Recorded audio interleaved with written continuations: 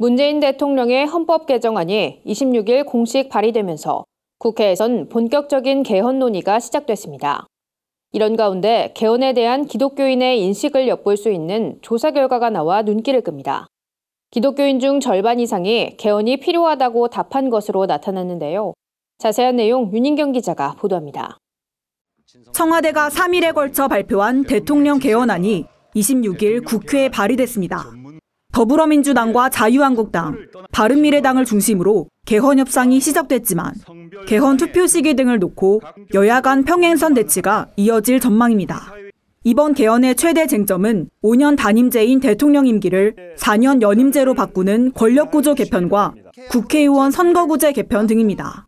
이와 관련해 한국기독교사회문제연구원이 기독교인 800명과 비기독교인 200명을 대상으로 개헌에 대한 인식을 조사한 결과 개헌이 필요하다고 답한 기독교인은 55.8%에 달하는 것으로 나타났습니다.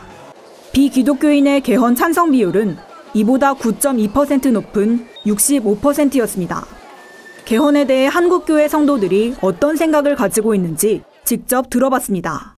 일단 방향성에 대해서는 저는 굉장히 좋다고 생각합니다. 왜냐하면 정권을 잡은 정부가 자신의 힘을 키우는 방향성으로 가는 것이 아니라 오히려 많은 사람들이 또 다양한 정당들이 함께 참여할 수 있는 구조로 방향성을 잡았기 때문에 큰 틀에서는 올바른 방향성으로, 그래서 전체 국민들, 특별히 이제 가난한 사람들, 또 사회적으로 소외받고 있는 사람들을 위해서 좋은 방향으로 가고 있다라고 생각을 합니다.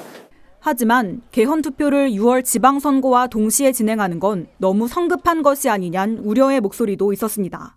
방향성에 대해서 찬성을 하고 있는데 일단은 시기적으로 6.13 총선거를 앞두고 있고 총선거에 영향을 많이 받을 수 있기 때문에 시기를 조금 뒤로 늦추는 건 어떤가.